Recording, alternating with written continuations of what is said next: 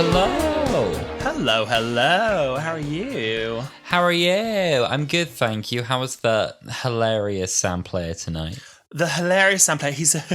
I'm good. It's been a bit of a busy week at work, but I'm good. I'm excited to sit with you and yap today. This episode's been a bit of a time coming, I feel. Yes, it has been. We're going to do the healing yap. We'll leave all the stresses of work behind. And we'll just talk about Classic Who.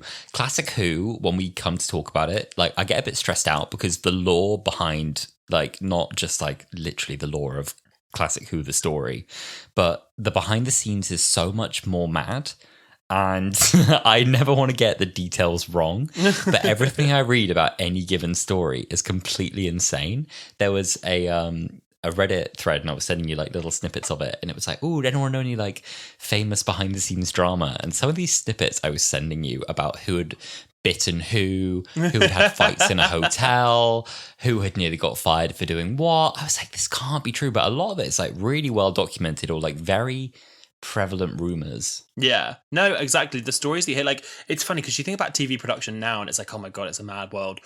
There's a mad world of today, and then there's the unruly world of yesterday. And I think that's what a lot of Classic Who stories come to. So it's quite funny diving back into the world. For anyone who's dipping in and out of Wholala, we, for the 61st anniversary celebrations last year, we were we're going to look through all of the Doctors up to the 5th Doctor and then watch the 5 Doctors anniversary special, which we did and we loved. And then it was Christmas, so Christmas took over. But we always said we were we want to go back and we want to go to 6 and 7.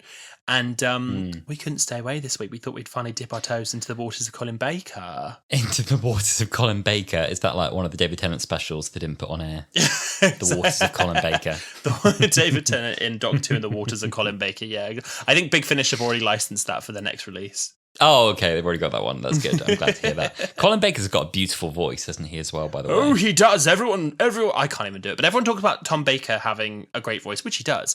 But Colin Baker, Perry, he has his own, that was his own little good. thing as well. It's good, right? Yeah. I did a little made him Perry. sound like Santa. I did a little Perry. Doctor, no, That was it. That was it. I think that was it. Doctor, why are we here? Doctor, we've got to get back to the TARDIS. Something you've forgotten, Doctor. We don't know where the TARDIS is. That is Perry to me. Very nice. But Doctor, the TARDIS is falling down a mine shaft. But what do you want me to do, Doctor? And he's well, Perry, you stay here and stay out of trouble. Oh, Perry, stop blithering and shut up. Oh my goodness. I mean, we'll get into our thoughts, but I knew what was coming with the Doctor and Perry's relationship, but I was still shocked. I was still surprised. I don't think I did. But yes, we will get into it, or we'll get into it. Before we dive into our thoughts this week, I wanna harken back to last week. Last week on Wholala, we watched The Angels Take Manhattan. We did a little trilogy of angel stories. And one of our lovely listeners who has featured on the pod before, Laura Cayley, she tweeted us to say, I've never rewatched it because I find it, so emotional, so sad saying goodbye to the ponds.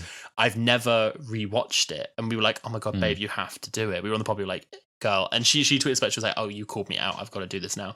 And then she watched The Angels Take Manhattan for the first time since 2012. And I'm going to let her speak for herself. She sent us a little video. It wasn't even a voice note. It was a video of her reaction straight after viewing. And here's what she had to say. Hello, it's Laura, friend of the pod. I was going to send you a voice note, but I thought I'd send you this instead to prove it. Whew. So after I was, to be fair, rightfully called out this week for not ever watching The Angels Take Manhattan again, this is why. Look what happens when I watched this episode. Oh my God. Oh dear. So yeah, this is to make you two feel bad. I'm joking, obviously, but I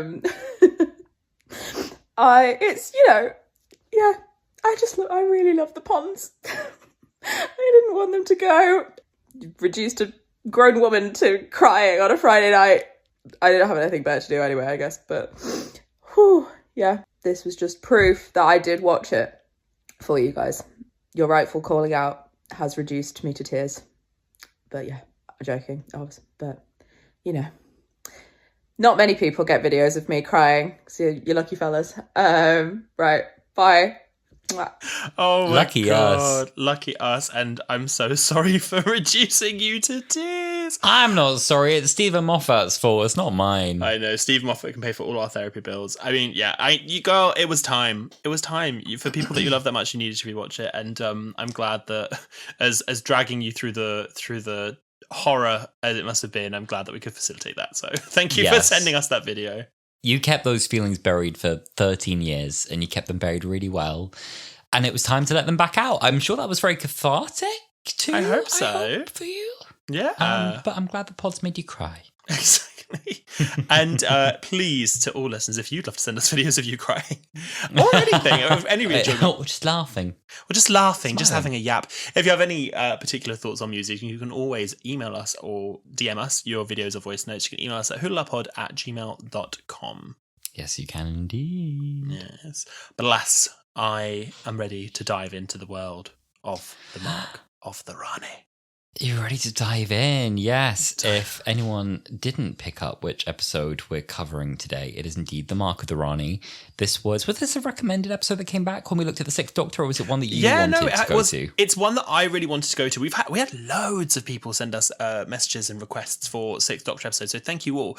There's loads that we want to do, like the Vervoid episode was one of them. There's loads of great episodes that people were sending in about, and I'm sorry we can't do them all, but this was one that was suggested to us, and it's also one that I really wanted to watch because we've talked so much about the Rani in the past. And it's funny because she's someone that I really, really, really wanted to come back, and I had never watched an episode of hers in full. She features in 2 stories of Classic Who. And so I was really, really excited to dive into it. To give a slight backstory to the Rani, we had someone, Small Raccoon Hands on Blue Sky, send us a message, and they said, as an American, I have so little exposure to Classic Who. Please explain who the Rani is in depth. So I'm going to do that before we dive into plot summary and people's thoughts. The Rani is a renegade Time Lord, similar to the Master, similar to the Doctor in that respect, who is a chemist who focuses on chemistry and biology. It's funny because they keep going about how she is a great chemist, but a lot of what she does is biological warfare, which I thought was interesting. Yeah, it does seem to be. Yeah, she's a Gallifreyan scientist who was exiled from Gallifrey for sort of mutating things and creating these beasts and monsters effectively on Gallifrey. She made a joke about how the president had kicked her out of Gallifrey because one of her creations ate its cat. And the thing that I took away from that is that cats exist on Gallifrey. So that's fun to know. Exactly. And she has her own planet. You know the name of it. I can never remember the name of it. She has her own planet. Oh, I don't. I read it and I can't even pronounce it. It's Mia Samia Goria. Mia Samia Goria. No, right. Ladies and gentlemen, welcome to the stage, Mia Samia Goria. Please welcome to the stage, Mia Samia Goria. It's like Miasma Goria or something. Miasma Goria, something like that. Something like that, yeah. Yeah, she runs a planet and all of her creations live on the planet. And where we find her in this episode, this is very much like a side quest for her. And she has realized that some of her creations that she's made are restless. She kind of gave them almost too much energy. They don't have the ability to rest. So she's trying to secrete out this fluid from humans, which allows them to sleep. And in doing so, it creates them to be a bit more feral and angry. But she wants to take them back to her planet to sort of install into her creation so they become more restful and, I guess, easier to control. So that's where we find her in this episode. We'll talk more about her relationship to the Doctor and the Master when we get into our thoughts, but that's what you need to know about the Rani going in. Yes. Very good summary. Very good. Thank you. Well, as Alta said, we are watching The Mark of the Rani. They originally aired on the 2nd and 9th of February 1985, written by Pip and Jane Baker, directed by Sarah Hellings. Love that there was a female writer involved and female director. The next time we had a female director was Blink in 2007, which is bananas. It had an overnight viewership score of 6.3 million, consolidated viewership score of 6.3 and then 7.3 million. It was such a jump to the next episode, which is really interesting. And both episodes sit on an IMDb score of 6.7 out of 10. 6.7 out of 10 isn't that good. It is above average. I'd say if 5 is average, it's above average. I always think with a movie on IMDb, if it's above a 7.5, it's definitely worth watching. If it's above a 7, it's probably worth watching, actually. Really? It's below a 7. It's a bit like, I think, but if it's below a 7, I think anywhere between 6 and 8. No, anywhere between 6 and 7.5 for me is like some people love it, some people hate it. That's what I take away from it. Anything below a 6, I'm like, this is probably not good. This is probably not good. Yeah. But I'm interested to tell you what we thought of the episode. But before we do, if anyone has never seen The Mark of the Rani before, or would like a little recap if you have seen it, here is a summary of the story. The Doctor and Perry are dragged off course in the TARDIS, landing in Killingworth during the Industrial Revolution. They find the town's normally disciplined miners are uncharacteristically violent, and after investigating further, they discover a mysterious woman known as Mistress Bathory. I don't even know if I'm saying that right. Welcome to the stage, Mistress Bathory. Bathory has been conducting sinister experiments on the townsfolk. Mistress Bathory is not really a sweet old lady running a bathhouse, but a renegade time lady called the Rani. The Rani is a genius Time Lord scientist with a talent for chemistry. She's been extracting a chemical from human brains to use on now I can't say it. Massimia Gora. Ladies and gentlemen on stage, Mayasamia Gora, a planet that she rules and is inhabited with her test subjects who've lost the ability to rest. Extracting this chemical stops humans from being able to sleep, causing unruly anger. The Master has also arrived in Killingworth with his own agenda to seek revenge on the Doctor and Perry. He realises that the Industrial Revolution is a turning point in the Earth's history and seeks to manipulate events for his own gain. He takes the vial of fluid from the Rani, forcing her hand and allowing them to work together to stop the Doctor. As the Doctor delves deeper into the mystery, he uncovers the Rani's hidden laboratory within an abandoned bathhouse. He learns that she's been using mind-controlling devices to keep local workers subdued while she harvests their brains' chemicals. Back in the forest, they soon realise that the Rani has also booby-trapped the woods with landmines that turn you into a tree, which happens to several of the townsfolk. Perry almost steps on one, but a living tree moves to block her path and saves her life. Separated from the Doctor, the Rani sends Perry to sleep and tries to escape to her TARDIS with the Master. Unknown to them, the Doctor has already been inside and meddled with the controls to cause it to fly uncontrollably and cause a time spillage in her TARDIS. The Doctor returns with the townsfolk's sleep fluid to allow them to rest again and flies away in the TARDIS with Perry. I normally end the bio with like, "Nyah." That wasn't really a "nyah" ending, was it? It was more of like a, "oof." It wasn't a nyah ending. The feeling I had from this whole episode was like, woof, chaos. I can't remember what the summary was. I think I texted it to you earlier because you were watching it earlier on today. Let me just read the exact text I sent you. Go on. I said, it's just a batshit story clearly filmed in a week on a working museum. And everyone is quite unlikable. That was my totally unfiltered feeling on the episode. That was but very I do honest. have more nuanced thoughts to share, but I thought I'd give you a snippet of my more unfiltered It was feeling. interesting. He watched it before I did, and he was like, "What is this like montage of the Doctor interrupting Perry?" And I was like, "I can't wait to see this." And then I saw it, and I went, "What is it with this montage of the Doctor constantly interrupting Perry?" Yeah. Oh, God. Well, before we watched the episode, we reached out to you on our social media and asked what you thought of the episode if you'd seen it. Over on Blue Sky, Matt says, I definitely think there's more mileage to the Rani as a character who isn't always in conflict with the Doctor. The idea that her unethical research could be in aid of something noble, I think could be an interesting tension to explore. I've always said, have her trying to resurrect the Time Lords. And Kenny Koala said, definitely, she's a great villain and I would love to see more Time Lords return. That was in response to me asking if she should come back. Romana, however, is the character that I would love to see return the most. Oh, God, you know what? That's a great idea for an experiment. Yeah. Trying to bring back the Time Lords, because broadly, she's this amoral character who is like, you know, I'm not trying to do anything evil, but I also don't care who gets in the way of my experiments and how many people I have to kill to achieve what I want to achieve. It's like stepping on an anthill. Yeah, so to see a bit of conflict maybe between her and the Doctor where she wants to achieve something good through terrible means would be very interesting. Yeah. Interesting stuff. I mean, she's well due a return, but I'll talk about it later. Yeah. We'll talk about that later. Over on X, Sam said, Oh my god. I love this story so much. The Rani's hot henchman, the camp master, the terrible accents. Colin Baker accidentally threw dog poo on his face during filming. Spoiling our fun facts. I love 80s Who. So true. So true. And Kyle said, underrated gem.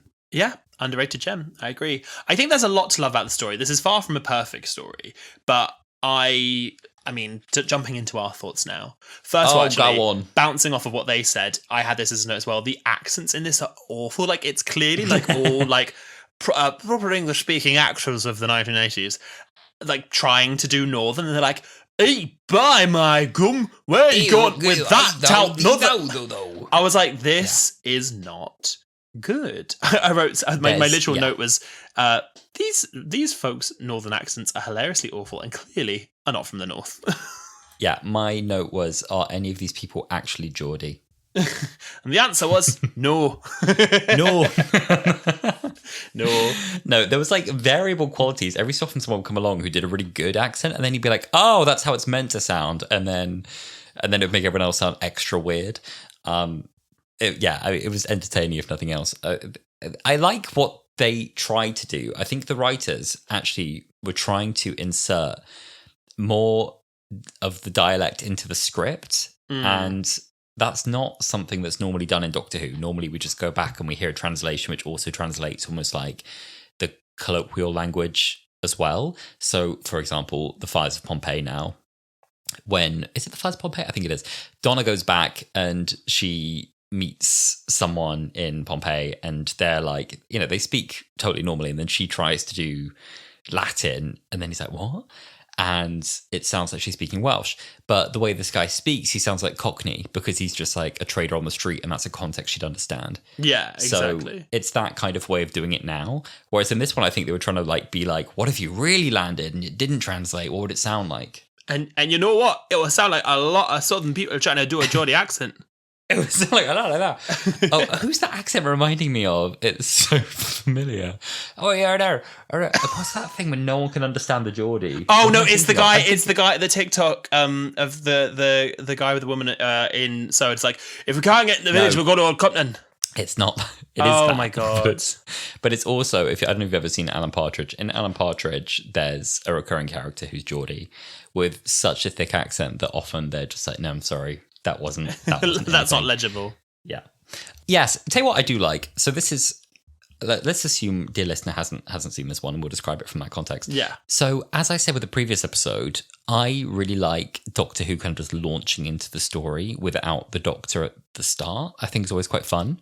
And this historical opening is really great because we get quite a long time, it feels like, story-wise, before the Doctor and Perry turn up. And you get quite immersed in that story before they've arrived. So we get a bit of time with the townsfolk, and then we see things kind of unravel as people start to turn violent and they attack someone with their machinery and they start destroying it. We're like, oh, what's going on? And then the Doctor and Perry enter. I don't know if we've ever done this, but I was thinking, wouldn't it be so interesting in Doctor Who if we never saw them land and they just became part of the story, and they were like a really unremarkable part of the story to begin with? They were just like almost like one of the cast. Obviously, we know it's the Doctor and the companion. Yeah. And then it's almost like we're seeing them from the perspective of people who live in that time. So it doesn't initially center on the Doctor and the companion. They don't draw huge attention to themselves. They just become more obvious as people who know a little bit more than everyone else.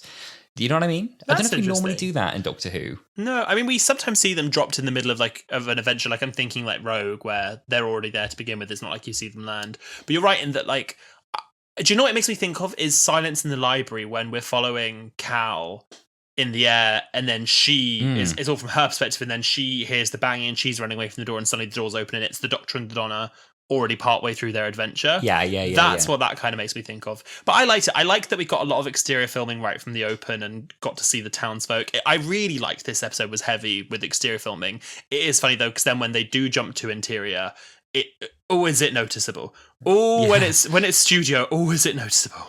It's that era, isn't it, where they were cutting from film to tape, and it just becomes so clear. I remember even as a kid, always like really noticing when we were on tape was always like the signal for like it's not real anymore. Yeah, exactly. It's we're on a set now. And it's funny seeing these like muddy clothed workmen, and then you have the Doctor and Perry, and the Doctor's obviously in his ridiculous like bright pink, yellow, blue multicolored suit, and Perry is in this like rhubarb and custard like bright yellow and pink dress. I don't know if they comment on it, maybe I just missed it, that was this the time period I know they were aiming for Kew Gardens, which is just funny as well, because like in modern Who, when a companion is like, you know, dressing for another area, normally they're like, you said we were going to go to a beach, like you said we were going to go to Space Vegas, like it's that kind of stuff. Whereas there's a bit Perry's like, well, something tells me that this isn't Kew Gardens, when they're in like the coal mine. Yes. And that's just so funny to me. I think they're in the right time. I think they were aiming for early 1800s, but I think they're in the wrong place. Yeah, that's what it is. It just was so funny seeing their outfits just were so starkly different to all the other people around them that I just found it really funny and quite jarring. But like, not in a bad way. No, like there's some Doctors who wear very like universal clothing where they can kind of just turn up anywhere and they look kind of timeless and they fit in. And the Sixth Doctor is not that. He never wears a subtle look. There's a point in the episode though where he does put on a leather jacket to like disguise himself, and he dirties his face, and I'm like, hello, Ninth Doctor, a little bit early. And I was like, why didn't we have you in something a bit more normal at any stage? I like it. I like every Doctor's outfit. I do like the Sixth Doctor's outfit, and I quite like to be honest, I think I prefer an alien Doctor who doesn't fit in both in his clothes and his persona more so than a Doctor that, like, I love Ncuti's Doctor, but you do toe the line of like, he's just wearing clothes, like the Doctor's just wearing clothes, right? And that's not to say I don't like Ncuti's outfit, but I'd like it. It's something I do like about Six's outfit. But then obviously I would have loved to have gotten a chance, maybe when you get into like Trial of a Time Lord or something, where he like, you know, darkens up his aesthetic and becomes a bit more grungy and moody. So yeah, I would have liked to see that. It like his costume for me slightly gives like about to do a CBBS bedtime story. Like, hello everybody. Hello everybody. Are you sitting comfortably? Somewhere kind of in like the noughties, like just BBC Children's. I don't know. There's something like a bit like play school about it. I get that. He's not intimidating in that way. It's funny though as well, because it feels like with the character, they were trying to do something a bit like Capaldi with it and give him like, oh, he's got a bit of another side to him. Like, oh, this Doctor's a little bit sterner than we've had before. And at the same time, the costume is just mental. It's just like patchwork, multicolored, does not give any of that. No, exactly. It's an odd one. To talk a bit about his persona, I mean, it's interesting seeing the comparison between like a stern persona and the colourful costume, but it did remind me a lot of 12 Clara at points in like the Frosty Doctor and the companion that like is willing to like hold their own. I really like that Perry holds their own against the Doctor. She'll like snap back at him, but I really just don't like, and I haven't seen the beginning of the Sixth Doctor's era, and I, from my understanding and from what I know, the Fifth Doctor was very soft and calm and quiet, and he was like, Perry was his companion first. Perry was in 5, and apparently I think maybe he's poisoned. The Fifth Doctor regenerates. Someone here will listen, and I don't mind not knowing everything about it. But it was a very traumatic regeneration, like 5 to 6, and I know that when he was regenerating, he had hallucinations of all of his previous companions, like speaking to him, saying like, don't die. Like, he didn't think he was going to regenerate. He thought he was going to die.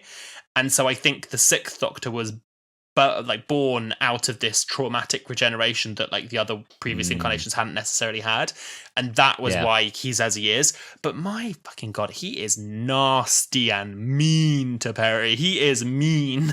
He is mean, and what's really funny as well is obviously you and I haven't watched this era, and so I was reading through, just seeing what people had to say about this story and what other people who like had a bit more context had to say about it.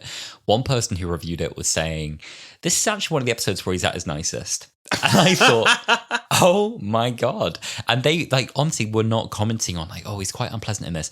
But they were broadly saying like, this is one of the, you know, him at his nicer stories. It's a shame because the Sixth Doctor has this real like reputation that he's just a bit of a dick. And it's probably part of why we've like held off a little bit from watching loads of Sixth Doctors, just because there's a bit of a preceding reputation. And Unfortunately, as soon as we jump into this story, I'll say, maybe I'll be proven wrong. And maybe we'll be able to say, like, oh, there's loads of redeeming stuff about this Doctor. But he's constantly condescending. He interrupts Perry. She'll be like, but he just, oh my God, he interrupts her. He shushes her. She actually is a bit of a punching bag for him. Yeah. Like, the relationship to me was really quite unclear. And I was shocked to realize that they've been traveling for like a long time by now. Like, I was like, okay, maybe they're on like episode 3. You know, like maybe they've been together a while. Maybe they're warming up. But that's the thing. I was like, why is she putting up with this? Like, why is she still coming? Because it didn't seem. I mean, there's a point in the story as well where he leaves in the TARDIS and she thinks that she's been left behind. And then he comes back and says, oh no, like, I'm still here. There's a sense of like the guardianship, the duty of care from him. Like, when she gets in trouble, he comes and he rescues her and he asks where she is and he cares. Yeah. But the way he speaks to her as like a companion is not, it doesn't feel friendly. No, not at all. I think while like Perry is maybe meant to like help try and ground him a little bit, like he's still the eccentric Doctor, he still gets overexcited. It feels like she's having a really bad time. And that's a shame. Like, it doesn't, from this one episode at least, it doesn't feel like she's enjoying time travel very much.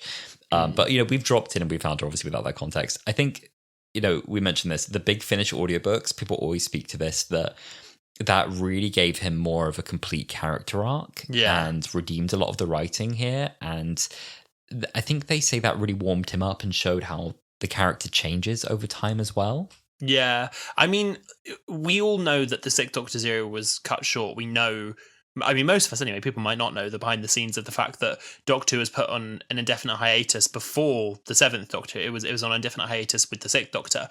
And Colin Baker, another reason why I feel so sorry for him for getting this reputation is he was such a spearhead in making sure the show didn't get cancelled. Like, there was the whole Save Doctor Who song they did, and he was like campaigning for it to come back. Doctor the BBC eventually in distress. Doctor in distress. And they did agree to bring it back, but they basically were like, but without you, we don't want you in it. And then when they were filming the first Seventh Doctor episode, they were like, do you want to come back and film a regeneration scene? He was like, absolutely not. Like, you fired me. No, I'm not coming back.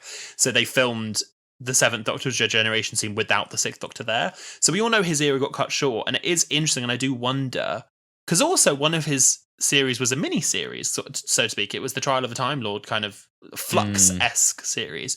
So he really didn't get a huge tenure, so it is interesting, and people, like, you're exactly right, they've said with Big Finish that it really pads out his character and you really know a lot more.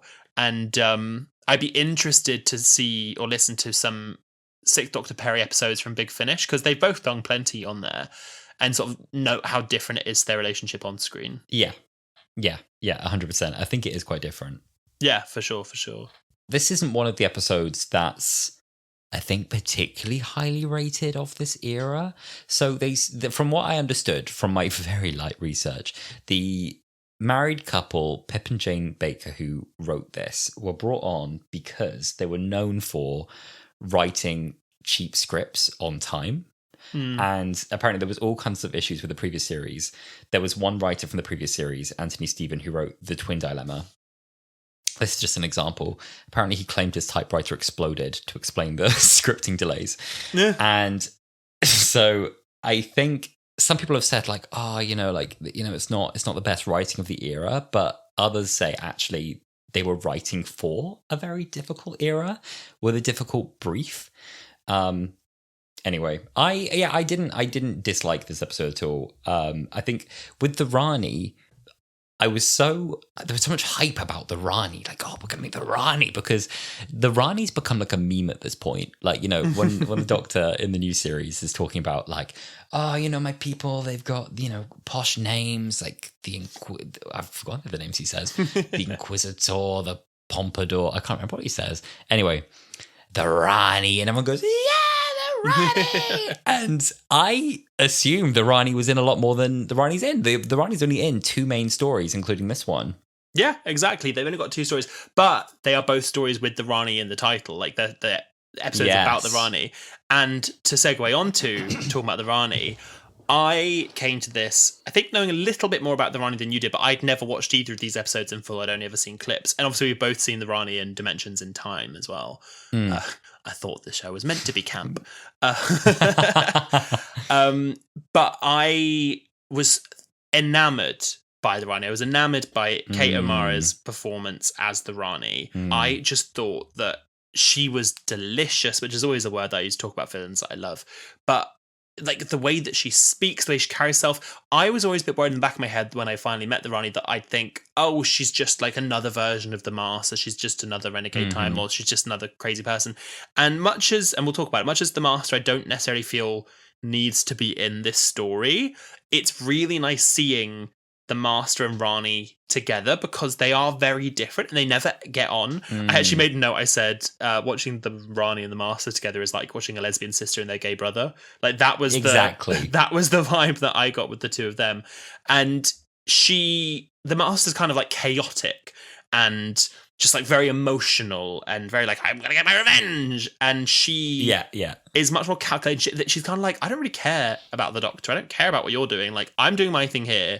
And when the Doctor says, like, somebody will stop you, Rani, and she's like, well, nobody's ever stopped me before. And he's like, before? And you kind of find she's like, exactly. She's like, yeah, I've been coming in for years. No one's ever stopped me. And he's like, oh, alrighty then. All right. I love that reveal. I love that. Like, he's like, oh, well, you can't just go around like stealing juice from people's brains. And she's like, well, I've done it everywhere else and it's been fine. She's like, I've stopped up in 6 other places. I've got lights. Yeah. And he's like, what?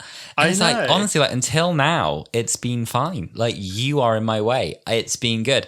I so agree as well. Like I think the Master serves a really useful purpose in the story to act as a contrast against the Rani and show that the Rani is not just another Master. And it's very funny how, you know, though they do a bit of a your enemy's my enemy thing, they don't get on at all. Like she's forced to help the Master.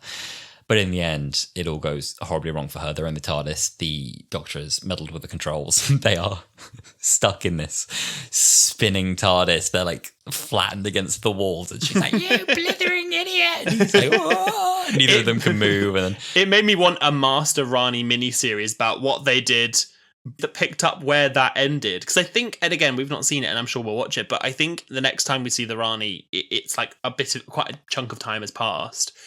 I want to know, like, what happened? Like, what happened with the dinosaur? I like that we don't find out. I just think it's so fun. I think time spillage in the TARDIS is a really fun concept, and the T-Rex is cool. But it's funny because the Rani and the Master do have a lot of similarities. Like, my first thing was, like, the disguises. Like, you know, the Master loves a disguise, and I like that the Rani is disguising herself to get what she wants here. But it's great seeing how they're different. I like that she has like a specific talent. She's a chemist. She like meddles with chemistry and, like I said, people's biology. And that is something that she's like renowned for. Like the Doctor knows her for that. That's the reason she's exiled. That's why she's doing what she's doing. But there's just something about her performance. Like do you remember the bit when the Doctor's captured in the chair and she realizes the Doctor, she listens and hears the two hearts and like kind of like shakes him awake.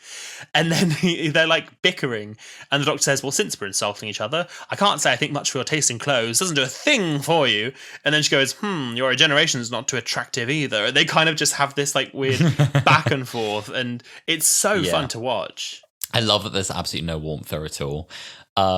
I agree. It's something great about this character just being like, I'm just trying to get on with my job. I've got things to do. Like, I'm not trying to harvest people because I relish in it. I just don't care. I just don't care. You suggested such a good casting if they were to bring back the Rani as well. Yes. Oh my god. I've thought about this for a while. I'm adamant. I'm putting this out in the universe. I think the Rani has to come back, and I think she has to be played by Ruth Wilson. Ruth Wilson has been in Luther, and she's been in His Dark Materials. Give her a Google, and she like just emits the same in her performances as like a villain or an anti-villain. She just emits the same kind of like calculated chaos, I guess is the way that I put it, and like you were saying, she's not evil in her performances, she's just with the Rani. She's just trying to get the job done, and she's trying to do what needs to be done, or what she thinks needs to be done. I think she would just be such an incredible Rani. So I'm vocally telling Russell T Davies now, you've got to cast Ruth Wilson as the Rani. That's the other difficult part to land that would be tempting, is to make the Rani like an unhinged character, like, you know, insane. But the Rani's not insane. The Rani just has a very different psychopathic worldview. Yeah. I love as well that the Rani like will poke fun at the both of them, and it's like, I don't know what you guys have got going on. I'm not into it. I'm not involved in it.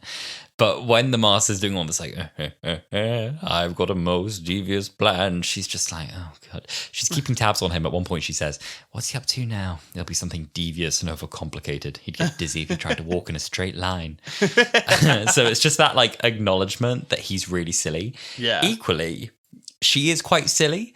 The final scheme for them to defeat the Doctor in the end is to lure him into the woods, hoping he'll amble onto a mine and that he'll get turned into a tree. Like, there's so many other ways that they could kill him.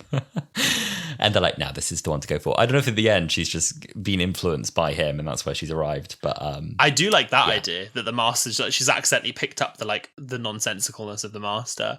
Exactly. Yeah, I don't know. I thought it was really, really interesting how they decided to write, because like you said, the Master is just chaotic for chaos's sake, and in the new series they kind of lean into like the fact that he's insane and he has a real insanity to him. But there's a bit that I really like about what she was saying about why she's doing it, because the Doctor was like, why are you hurting these innocent people? Don't you care? And she said, well, they go out and hunt rabbits and lambs and eat them, and that serves their purpose. They are so much lower than me. This is the same. She's like, for me, this is the same thing. I'm hunting rabbits and lambs for my purposes. Like, it's the same thing. And just the idea that, like, she's deduced what chemical it is in the brain that allows you to sleep. And she's like, oh, that's useful. I actually think I will be having that. I actually think that's fine now. I'll have that. And she has all these little like traps. Like like when Six walks in, she immediately gasses him to sleep. And then later when they've left, they're like, oh, it's mustard gas. And Perry's like, I know, Doctor. And they, and like you said, it just eventually ends up with them potentially blowing up his tree. We lose Twink of the Week. Luke, our Twink of the Week. To become a tree. Twink of the Week. He was so fit. I was looking up the actor afterwards, and I was like, Luke is so fit. Really was Twink of the Week. Yeah, he was one of the only competent Geordie accents as well, so we lost that quite early as well.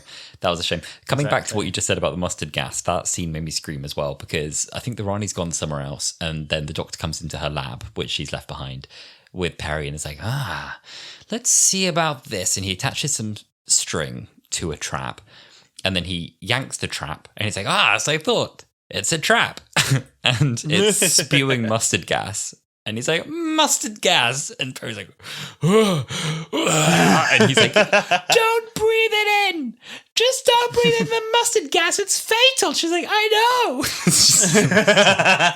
He's just, for some reason, led her into the lab, poured mustard gas on the two of them and gone, don't breathe it in. Anyway, and then he's like, oh, get a mask off that corpse over there. That will help. So, God, I don't know. I mean, he knew what was coming. He did it anyway. He's not particularly competent in this episode, is he, our Doctor? No. My God. He keeps getting himself trapped. He keeps getting himself, like, well, his plan when they're in the landmine tree bit is that he... And actually, I was going to say with the mustard gas, I think that was a really interesting special effect. I don't know if it was like upscaled or something, but I actually thought it was a really good special effect when the mustard gas, like, they're looking at the portrait and it comes up. That was cool. Yeah. But like when they've realised there are landmines and all the Luddites, which is a word that I learned this week, I did not know what Luddite meant. When they're all running towards them, and Perry's like, Doctor, you've got to save them. You can't let them run. And the Doctor's like, okay, Perry, I'm going to leave you, this little human that I clearly don't trust, with these two devious Time Lords, but you'll be fine. Don't worry about it. You'll be fine. You take them away. I've got a really good plan on how to stop the Luddites running into the landmines. And he kind of just runs into them and is like, stop! And then they all surround him and he's like, oh no. And then the next scene, he's tied up by the hands and bloody feet against this pole. And they walk into the landmines. And then you get the funniest shot in the whole thing, where these two people holding the pole at the same time turn into trees. And then he is like hanging between these two trees and slipping and like about to fall on this landmine. And I'm like, what? like acid trip am I on right now that this is what's going on? The tree effect was good. The part I enjoyed even more than that, to make your point, is the cliffhanger for episode 1. Yeah. I had to laugh. He's heading towards a mine shaft. These Luddites who I guess want the Doctor dead, but and I guess are meant to be angry, but they're really like relishing in their methods. So the Doctor's tied down to something. I can't remember why. He's on something with wheels. Like, it's the gurney. It's the gurney. Is that what he was on for the experiments? Rani had tied him to a gurney for the experiments, and then he got wheeled out of that by the Luddites. So he got wheeled out, and then he's like, "Push, Perry, push!" And then she pushes the wrong way, and he goes, "No, Perry, no, the other way!" And then the trolley gets away from Perry and starts rolling down the street, down the hill, and he's like, "Perry!" And so he's on this like luge down the hill, and she's like, "Hold on, Doctor, I'm coming!" And then he gets to the bottom of the hill, and then these guys are there, and they're like, "Why, look up there!" I can't do the accent. Look at there, lad. Then. Get hold of this, lads. And he was like, "Oh, thank you, gentlemen. I'm most grateful. If you could just wait, no." And they start wheeling him. No, they don't wheel him. They take him off the stretcher and they put him into a mine cart. He's like, "Perry, stay back!" And they're like, "Oh, there, put him in there, lads." And he's like, "Stay back, stay back." And then they shit out, "Right, come on, push, lads." And they push the Doctor down this mine cart down the hill. He's like, "Ah!" And anyway, he's hurtling towards, I guess, a well or like a shaft entrance or whatever. And then it's cliffhanger. And it's this angle. Oh my God. It's the angle of the POV of the Doctor's feet. Cliffhanger. Just made me laugh. It's just him just being moved from A to B. "No, Perry, wrong way!" And then getting to the bottom of the hill going, "Oh, thank you." And then just, "Oh no, not the minecart." It's utterly absurd. And like, even before then, there's that scene where the Doctor's like being pushed down the same well, and he's like holding on to this chain. He's like, "Oh, Perry!" And Perry just starts like throwing rocks at them from not that far away. And then one of them falls down, and it's that really bad like cut out like, "Wah!" like effect of like, it's so deep. Yeah. And it's by just making the picture smaller. Yeah, exactly. And it's just bananas. Like, you'll have some really interesting concepts and dialogue, mainly from the Rani. Like, even the tree thing. Like, the tree thing is so silly. It is silly. But she's like, "Well, what's the difference? You're turning animal matter to vegetable matter," which is like, it shows her mindset of like, this doesn't matter. And then you have the Doctor on the chain about to be pushed down a well, being like, "Perry, no!" And then like, even when like Perry is like, after the Doctor's realised the landmines are there, Perry is just like, Luke has been turned into a tree, and she's just like, and we're like watching all these close-ups of her, and I'm like, "Perry, watch where you step." And then you just see this big like Wizard of Oz-esque tree walk past. It's all these real trees, and then this one clear costume tree like this, and you just see this arm go like, yoip, to stop Perry, and she's like, "Ah, Doctor, help!" And he's like, "Perry, stay still."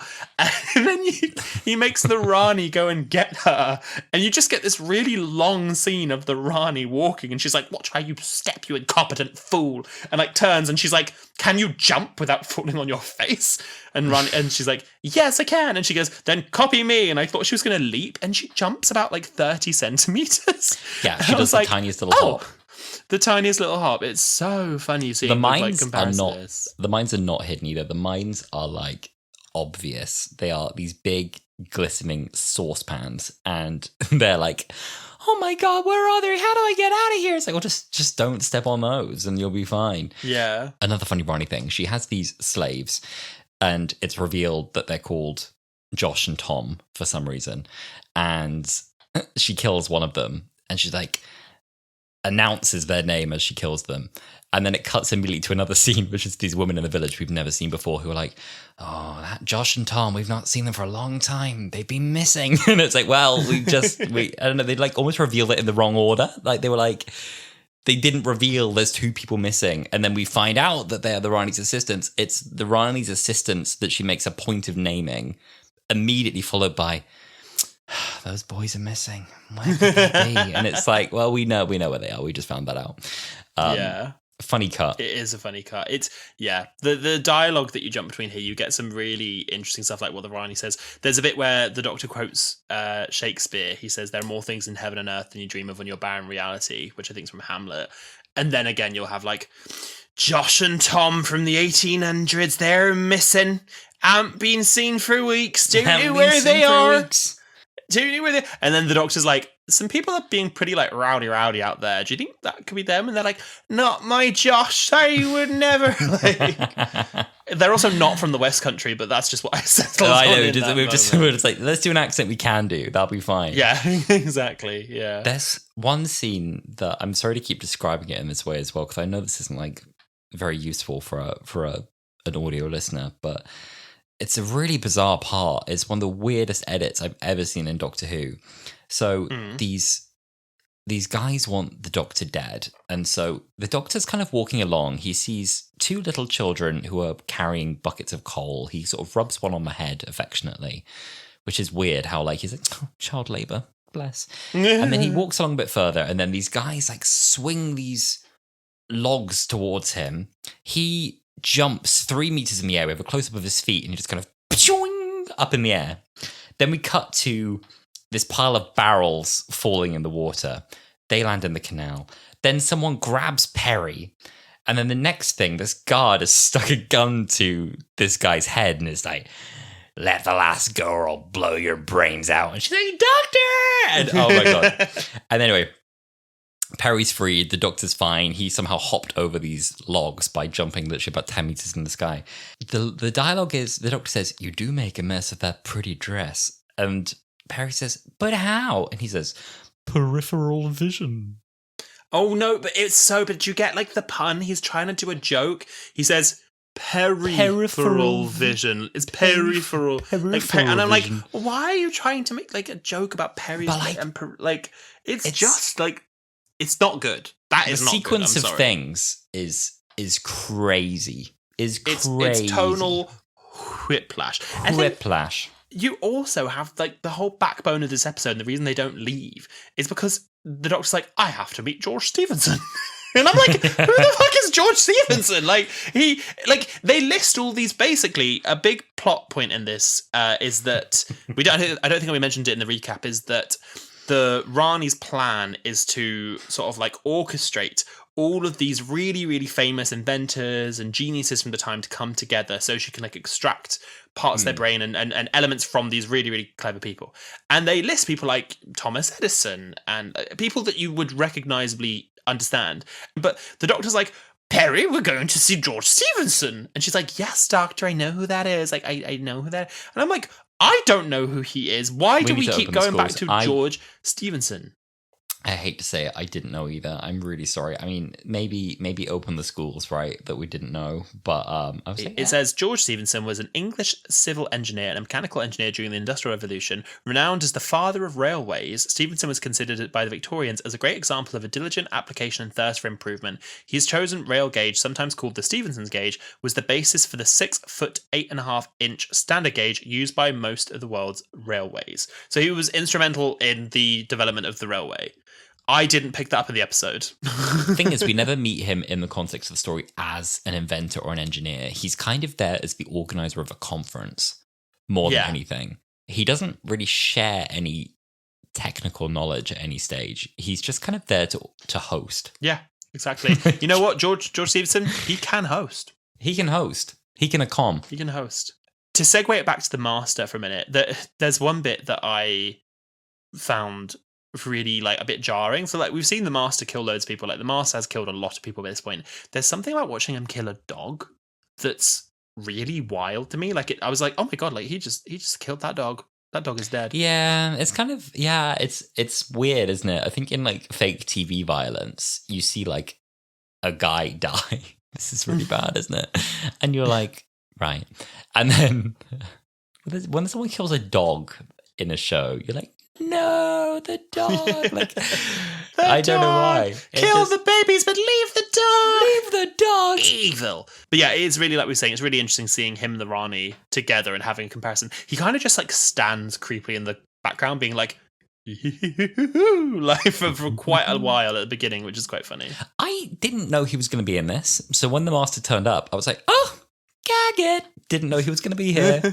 So it's funny. I really like this Master. Maybe it's just because it's become quite iconic as to what we kind of expect of the classic masters, but a lot of people don't like the Anthony Ainsley master, and they call it like a bit too panto or a bit too, moustache twirling of a master. But I love the campery of it all, and also it's quite self-aware. Like there's moments where like the Rani makes fun of it, and there's moments where he says something like eccentric, me, preposterous. And I love the silliness of the master even being in this. There's no story reason for the master to be in this time period at all. He just happened to be here and just summoned the Doctor to this specific time without any particular plan to kill him. And it was pure coincidence that the Rani is here. And that caused issues. Like, it's a complete coincidence. He was just like, I'm going to bring him here and I'm going to kill him. I don't know how I'm going to kill him, but I'm going to kill him. It's fun because, I mean, the joke is that the master always dies and comes back and dies and comes back. And I don't know what adventure they're referring to, but I like being like, you were burnt to a crisp last time I saw you. And it's like, yes, Perry, you had a chance to save me and you didn't. And I'm like, it's nice, like, the chronology of like referencing where the master was to where he is now. Yeah. And it was really fun seeing him in someone else's TARDIS, because the master's TARDIS, much as I know we've not covered it in Hurtle, has appeared quite a lot in Doctor Who. And do you mind if I segue to the Rani's TARDIS? Oh, please do, yeah. Segue to the TARDIS. I really loved getting to see another TARDIS interior, because in what I get a bit fed up with in modern Who, and this is what this did tenfold better in classic Who, is it isn't just the Doctor's TARDIS with different lights on, which is what tends to happen in New Who. If we ever do go into the Master's TARDIS, it's just the Doctor's TARDIS with red lights on or purple lights on or something. Whereas here, you have an entirely different TARDIS design. Like, the console is different. I love it's not just like the little funnel going up and down. It's these weird, like, circular rings that spin in this cool pattern. The TARDIS, like, console itself is different. And then you have all these, like, specimen jars around the TARDIS of, like, dinosaur fetuses and different stages of development and different creatures in water and oil. And you really do get the sense that it's like these grey stony walls, and it just feels like a completely different space that, like, as much as the Doctor's TARDIS feels like it's for the Doctor, this feels like it is for the Rani, which I love. I so agree. This was a massive high for me. I love getting to see a brand new TARDIS, but you're right, it's the way that it feels so hers, and has things that would never be in either of the others' TARDISes, like weird little artifacts, bits of experiments. Having a bit of dinosaur in a jar is just very, very cool. I it's always like a thing, like, should the Time Lords come back? Should they not? Like, I think there's so much that's still untapped that I love about the mystery of the Time Lords and how they operate, and what all the different TARDISes look like, and Time Lord history. And it's a shame that we've kind of now, like, shut ourselves narrative wise back out of having more Time Lords. I still really want them back. Yeah, no, me too. And a variety of Time Lords as well. Like, one criticism I would have about this episode, I think, is just that the Master, the Rani, and the Doctor, all in, like, this particular regeneration they're all in, all opposite each other, all kind of like this bitter. They're not, I don't know if they're always fun on screen. Like, I think the Master and the Rani together are quite fun.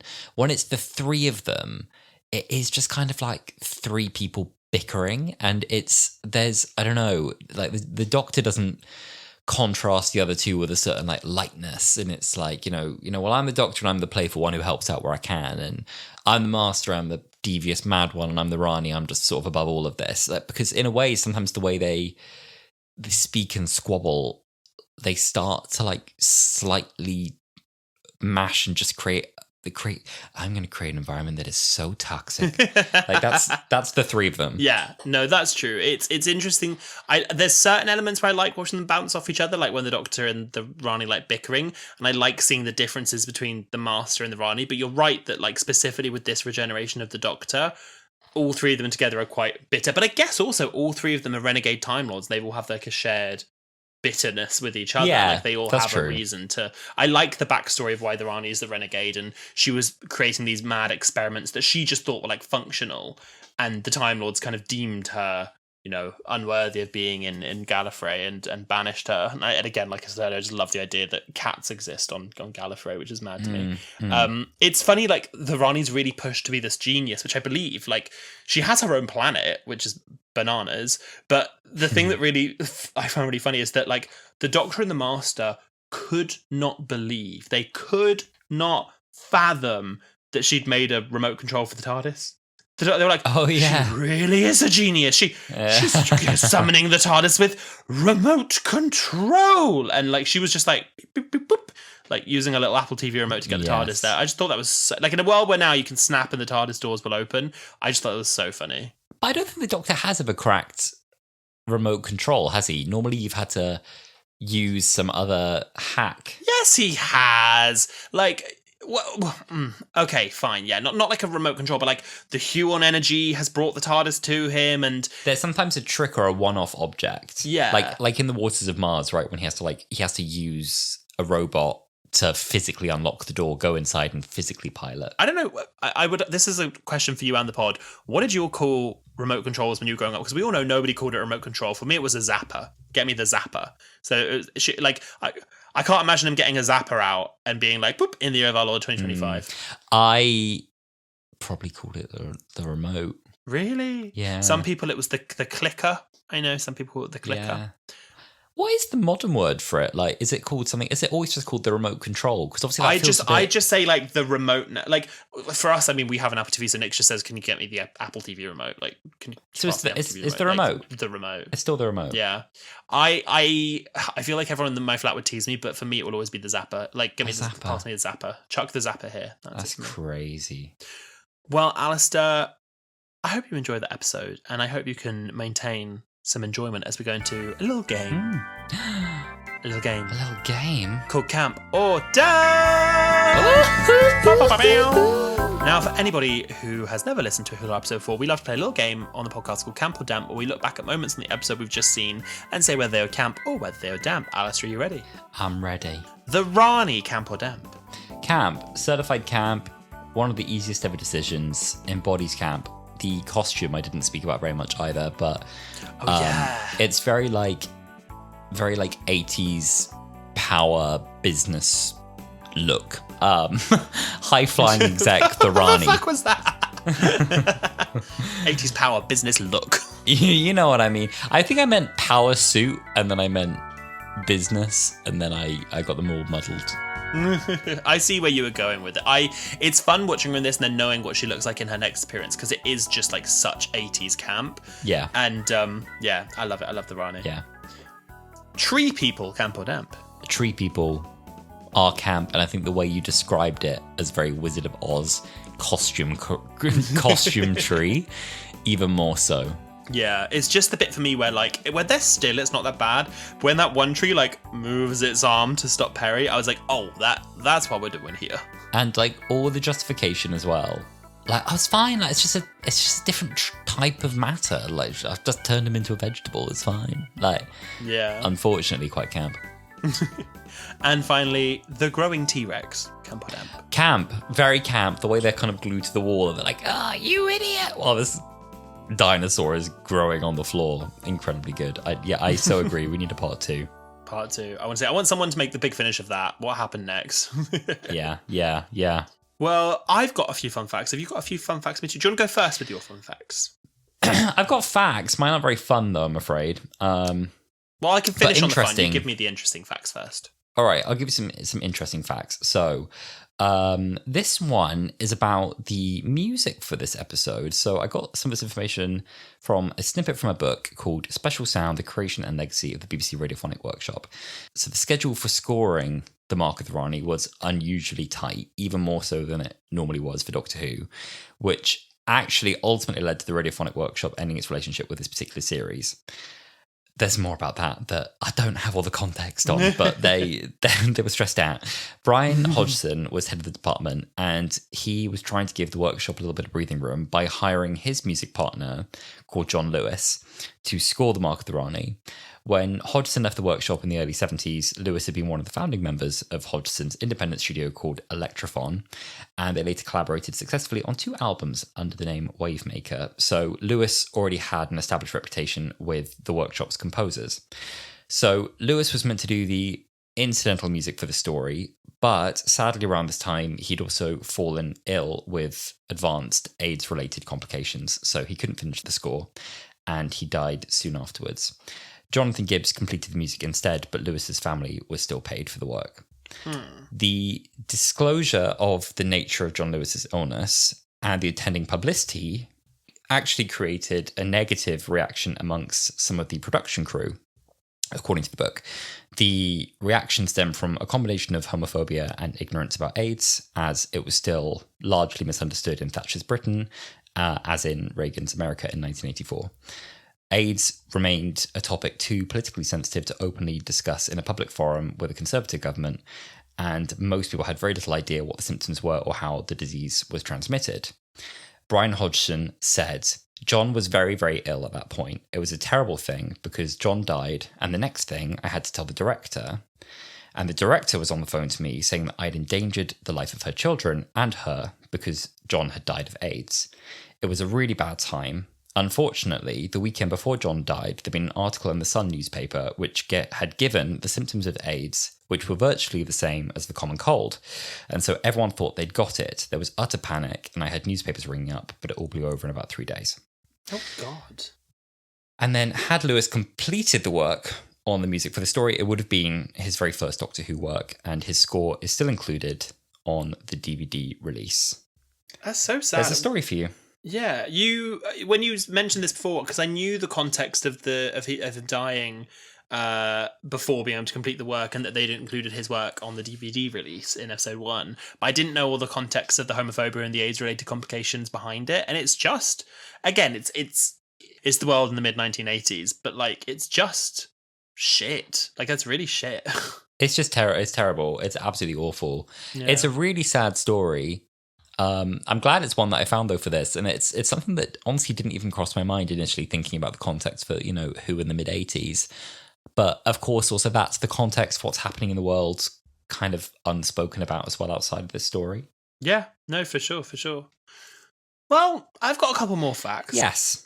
The first one is that the Rani was actually inspired by a neurochemist friend of the writers, who had a very secular view on life. So I think that's where they found the inspiration for, this is good, this is bad, this is fine, this is science, which was interesting.